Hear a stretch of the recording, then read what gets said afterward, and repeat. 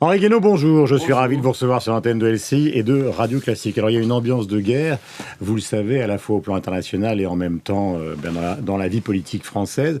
Je voudrais qu'on commence par la vie politique française. On a un peu le sentiment que ce Sarkoton, qui est incontestablement une réussite, est aussi beaucoup plus ambigu qu'il n'y paraît, parce qu'au fond... vous le savez, François Fillon n'en veut plus de Nicolas Sarkozy. Jean-François Copé, il ne le dit pas ouvertement, mais il n'en peut plus. Juppé, je vois que vous souriez.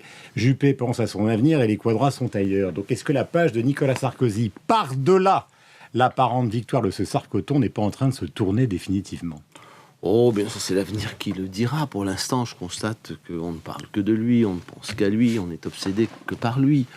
Ce qui est certain, c'est que le vide immense qu'il a laissé en partant n'a pas été rempli à l'UMP, n'a pas été rempli ce qu'on appelle la droite républicaine, n'a même pas été rempli dans l'opposition. Voilà, donc... Allez, je vous écoute tranquillement, mais il y a quand même une volonté des dirigeants de l'UMP de se débarrasser de lui, vous le savez très bien. Il y a la volonté de tous ceux qui veulent la place d'avoir le champ libre, voilà, mais nous verrons bien. Mais je vous trouve très tranquille, vous dites nous verrons bien. Mais il y a encore quelques mois, quand on vous a annoncé la mort politique de Nicolas Sarkozy, vous auriez fait un bond sur votre siège en me collant une claque. Pas du tout, jamais. Enfin, une claque symbolique. Je ne serais jamais permis, non, mais je vois pas où est la mort politique de Nicolas Sarkozy, qui, encore une fois, continue de hanter tous les esprits. Maintenant, est-ce qu'il reviendra ? Les circonstances en décideront. Quand on est ancien président de la République, on ne revient que si les circonstances vous forcent à revenir, si elles s'imposent avec évidence. Ce retour s'impose avec une grande évidence. Donc nous verrons bien. C'est pas le sujet du jour. Laissons s'agiter les candidats potentiels, putatifs. C'est d'ailleurs beaucoup trop tôt. Mais est-ce que vous le souhaitez, vous, ce retour encore aujourd'hui, alors que tous les autres dirigeants de l'UMP n'en veulent plus ? Ou une grande partie d'entre eux. Ça, je laisse à chaque dirigeant... je parle de ceux que je viens de citer. Non, mais je laisse à chaque dirigeant de l'UMP... Je laisse à chaque dirigeant de l'UMP sa pensée et ses aspirations. Voilà, je pense que s'il revenait, ça comblerait un vide. Et je crois que nous avons besoin de son intelligence et de son énergie. J'ai même cru comprendre à un moment que vous vouliez vous présenter aux primaires, que vous l'envisagez, vous souhaitez. Non. Ça, c'est le drame des dépêches et des morceaux de phrases. On m'a posé la question, est-ce que vous n'excluez rien ? Non, je n'exclus rien. Voilà, quand on fait de la politique, on n'exclut rien. Je n'envisage rien non plus. Non, mais je n'envisage rien non plus. Le moment n'est pas venu de parler des présidentielles. Mais si Nicolas Sarkozy n'est pas candidat, vous pourriez représenter... Je n'exclus rien. Je n'envisage rien. Tout ça n'a de sens qu'en fonction des circonstances. Voilà, si aujourd'hui je vous disais que je suis candidat, comme le font certains, ce serait ridicule pour moi, comme ça l'est pour eux. Alors, j'ai amené une dépêche que je vais la lire parce que c'est important, parce qu'elle va faire couler beaucoup d'encre. Ce sont des déclarations de François Fillon qui ont été faites chez nos confrères d'Europe 1 hier, où il dit, au fond, pour le deuxième tour du municipal, dans le cas d'un duel PS-Front National, alors, je le cite parce qu'il faut être extrêmement prudent, donc je mets mes petites lunettes, il conseille de voter pour le moins sectaire. Harlem Désir fait un bond sur sa chaise dans son bureau en disant finalement voilà, ça y est, il appelle à voter Front National. Alors d'abord, ce désir devrait arrêter de faire des bonds, c'est sans doute très mauvais pour sa santé, comme il en fait tous les jours.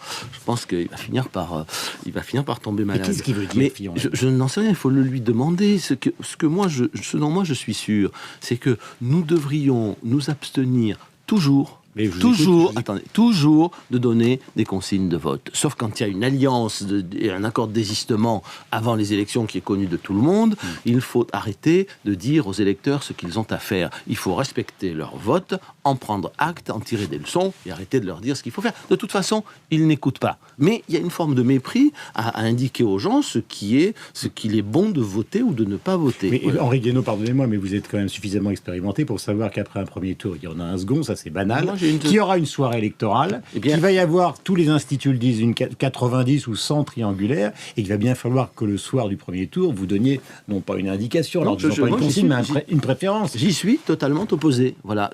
Nous avons une ligne claire qui, pour l'instant, n'a pas été remise en cause. La ligne, c'est le refus absolu du Front républicain, et moi, j'ai toujours refusé le Front républicain pour les raisons que je viens de vous donner. Ouais. C'est pas une question de préférence, c'est une question de respect des électeurs. Qu'est-ce qu'il cherche, finalement, voilà. Et deuxièmement, aucune alliance de désistement avec le Front National. Il n'y a pas un petit bémol, parce qu'on est sur une Mais moi, je ne sais pas. Il n'y a pas un petit il faut bémol, lui un petit demander. dièse. Il nous a expliqué que Nicolas Sarkozy s'était trop rapproché des idées du Front National et que il en était en désaccord profond.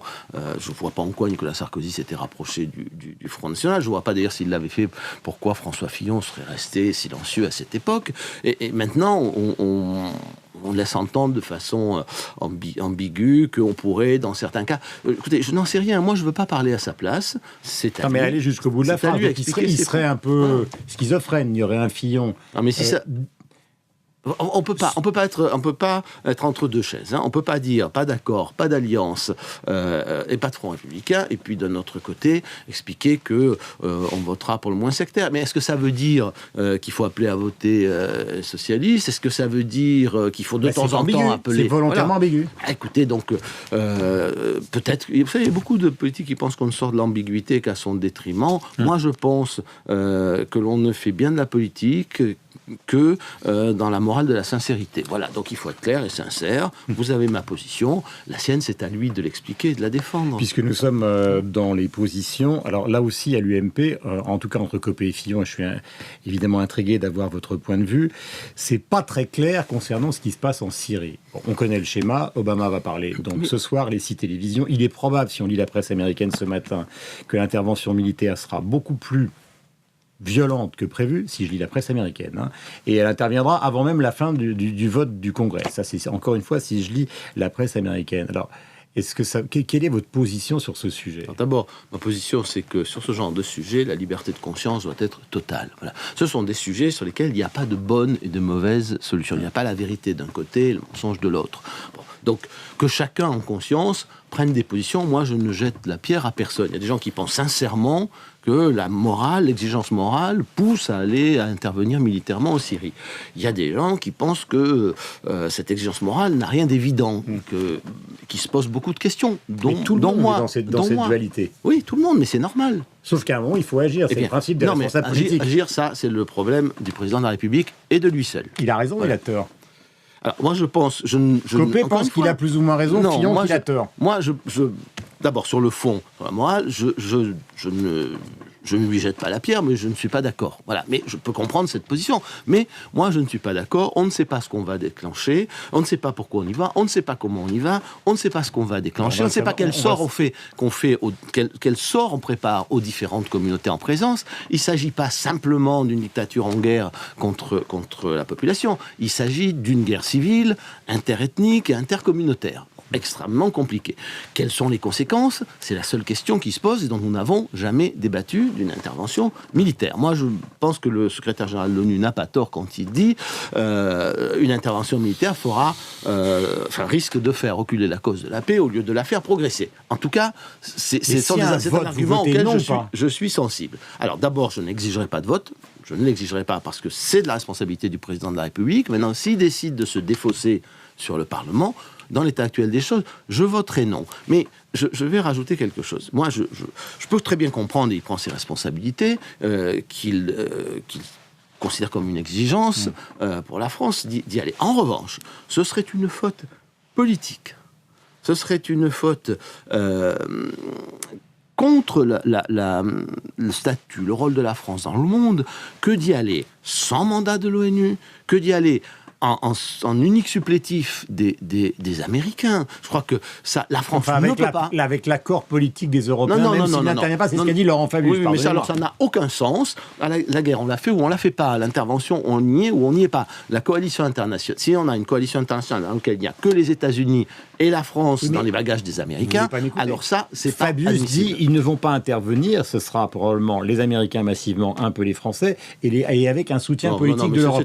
C'est un argument, pardonnez-moi, dérisoire. Je veux dire, le résultat sera une intervention, si c'est le cas, américano-française, américaine surtout, et un peu française. Eh bien, ça c'est pas l'idée que je me fais de mon pays, c'est pas l'idée que je me fais de son rôle dans le monde, de sa souveraineté et de son indépendance. Donc, outre le fond, la question morale et politique, est-ce qu'il faut y aller, quelles sont les conséquences, cette configuration-là, moi, je la combattrai de toutes mes forces. Ce serait une faute politique très très lourde que de s'embarquer dans cette histoire de cette manière. Mais c'est aussi la faute du président qui, s'il voulait y aller, aurait dû se en donner les moyens. Il ne l'a pas fait. Le rapprochement, alors je sais que ça va vous faire sourire, le rapprochement Borloo, Bayrou, donc Bayrou qui repasserait à droite après être passé à gauche et avoir appelé à voter François Hollande. J'ai compris qu'ils étaient au centre tous les deux. Enfin, ils sont au centre droit maintenant. Mais moi, je n'oublie pas, je ne peux pas oublier ce qui s'est passé pendant la campagne présidentielle. Point. Ça veut dire quoi? Ça veut dire, je ne peux pas vous, l'amateur la prise de position de François Bayrou contre Nicolas Sarkozy et pour François Hollande. Voilà. Vous diriez que c'est un traître, que c'est un choix. Je ne vais pas employer ce genre de mots, mais enfin, je constate qu'il a fait un choix. Il a fait un choix politique majeur à ce moment-là. Il faudra qu'il nous explique si on veut. Peut-être que lui aussi considère qu'il peut retourner à droite parce que Nicolas Sarkozy va aller à la retraite. C'est ça son. Peut-être que fondamentalement, c'est une faudra position... qu'il nous explique les raisons de son choix et pourquoi il en fait un autre aujourd'hui.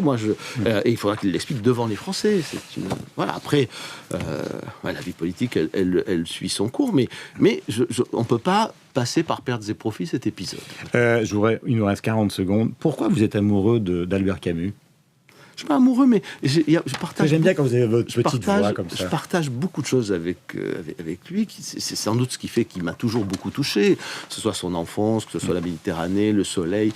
Il est à la fois l'incarnation de ce grand rêve d'unité méditerranéen, après lesquels tous les peuples de la Méditerranée courent depuis la fin de l'Empire romain, et de tous les déchirements de la Méditerranée. On vient d'en évoquer certains. Voilà. Donc moi, c'est quelqu'un qui me touche beaucoup. C'est quelqu'un aussi qui a finalement gagné la bataille idéologique du XXe siècle. Tous ses adversaires qui tenaient le haut du pavé ont perdu, et il apparaît aujourd'hui comme l'intellectuel finalement le plus représentatif de notre époque, alors qu'il est mort depuis le début de l'année 1960. Voilà.